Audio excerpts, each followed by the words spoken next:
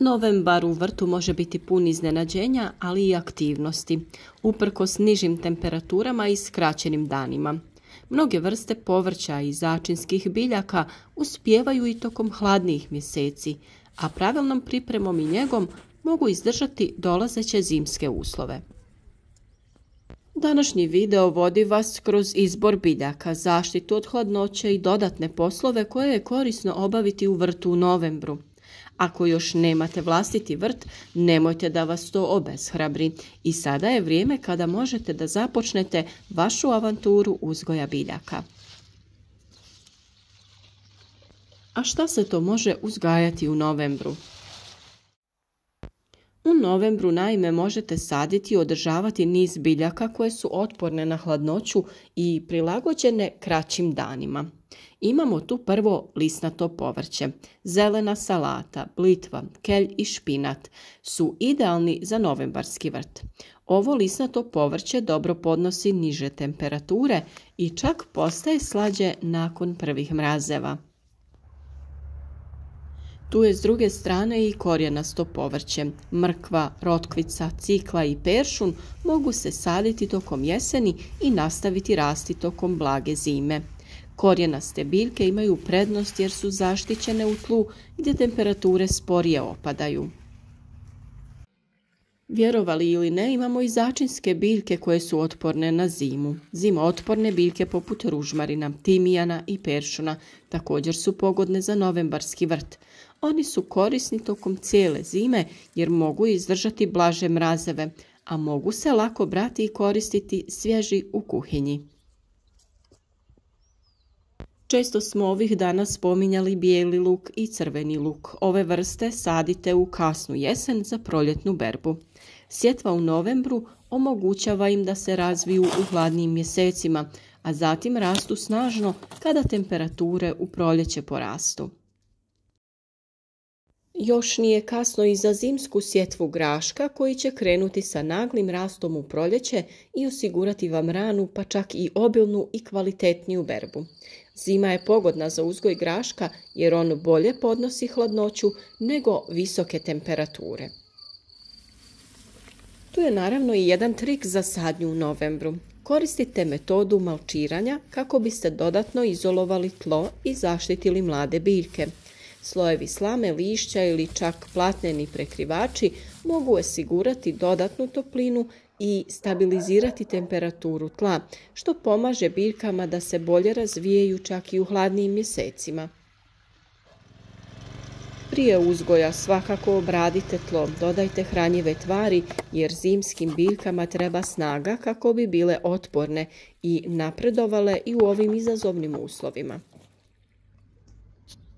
Niže temperature i mrazevi predstavljaju glavni izazov za novembarske biljke. Donosimo vam nekoliko korisnih tehnika koje možete koristiti za zaštitu biljaka. Kao što sam spomenula, malčiranje je jednostavan i efikasan način zaštite biljaka.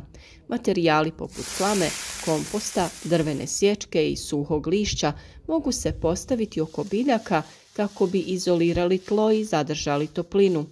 Malč također pomaže u očuvanju vlage u zemlji, što je korisno jer hladni vjetrovi mogu uzrokovati brže isušivanje tla.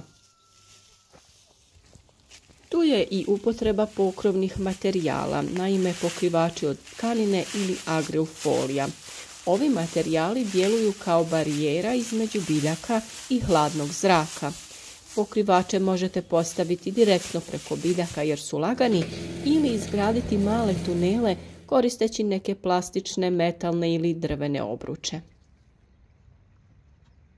Imamo zimi opciju i koristiti staklene ili plastične posude. Manje biljke možete zaštititi ili prekriti staklenim posudama ili plastičnim bocama sa odrezanim dnom. Ovo stvara mini staklenik efekt zadržavajući toplinu tokom dana i štiteći biljke tokom noći. A jedan dodatni trik u zaštiti biljaka u novembru je zalijevanje tla prije najavljenih mrazeva. Vlažno tlo zadržava toplinu bolje od suhog, pa će malo dodatne vlage pomoći da se tlo sporije hladi.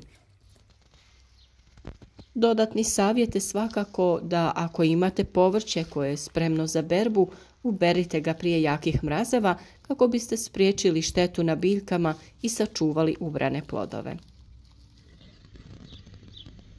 Uz osnovnu brigu o biljkama u novembru je korisno obaviti i nekoliko dodatnih poslova kako bi vaš vrt bio spreman za zimu i proljeće. Novembar je svakako idealno vrijeme za pripremu tla za sljedeću godinu. Evo kako to možete učiniti. Prvo je dodavanje organskog materijala. Kompost, stajnjak i ostali organski materijali mogu se unijeti u tlo prije zime. Ovo naravno poboljšava strukturu tla bolje od ičega drugog i dodaje hranjive tvari koje će se postepeno razgrađivati i biti dostupne biljkama u proljeće. Tu je i kopanje i rahljenje tla. Kopanjem se naime omogućava da tlo diše, a rahljenje poboljšava drenažu, što je važno u slučaju obilnijih padavina tokom zime. Možete to odraditi ručno pomoću nekog alata ili koristiti mašine. U svakom slučaju, dobro je promiješati taj površinski sloj kako bi tlo bilo rahlo, kako bi se korisni insekti i mikroorganizmi izmiješali kroz cijeli taj gornji sloj, a štetnici izašli na površinu. Njih će uništiti niske temperature, a sve one veće će pokupiti ptice i drugi stanovnici okolne prirode. Ako još nemate kompost, novembar je pravo vrijeme za početak. Dodavanje lišća, biljnog otpada i ostataka iz vrta može stvoriti bogatu organsku smjesu koja će biti dragocjena u proljeće. Na kraju jeseni onako imate mnogo otpada iz vrta, pa je korisno sve to sakupiti i naravno kompostirati. Prije dolaska eventualnog snijega i oštrijih zima važno je očistiti vrt od ostataka biljaka, uvenulih stabljika i lišća koje može postati leglo bolesti i štetnika. Uklanjanjem ovog otpada smanjuje se mogućnost širenja bolesti koje bi mogle napasti proljetne biljke. Iz tog razloga važno je ostatke biljaka sklanjati sa tla, nikako ne ostavljati da tamo trunu, to jest u vrtu, nego ih odnijeti na kompost. Tamo se stvaraju bolji uslovi za razgradnju i temperatura unutar kompostne hrpe uništava štetnike i gljivice sa ostataka biljaka. Tu je naravno i dodatni trik za čuvanje komposta tokom zimskih dana. Složite sloj osušenog lišća ili slame na vrh kompostne gomile kako biste zaštitili hrpu od hladnoće. Ovo će ubrzati proces razgradnje tokom zimskih mjeseci. Naravno da za vas imamo još nekoliko dodatnih trikova za uspješan vrt u novembru. Tu su svakako mini plastenici za toplinu. Ako imate biljke koje zahtijevaju dodatnu toplinu, razmislite o postavljanju malih plastičnih tunela ili čak privremenih mini plastenika. Ovi privremeni objekti zadržavaju toplinu tokom dana i štite biljke tokom hladnih noći. Vrlo je lako pomoću nekih grana napraviti konstrukciju za plastenik i prekriti to najlonom. O tome smo napravili poseban video savjet gdje možete pogledati kako smo mi jednostavno napravili mali plastenik za biljke. Nešto vrlo korisno su biljke koje pomažu u zaštiti tla. Možete posijati biljke pokrivače poput bijele djeteline ili grahorice. Ove biljke pomažu u zaštiti tla od erozije i poboljšavaju kvalitetu tla za narednu sezonu. Također doprinose očuvanju vlage i sprječavaju rast korova.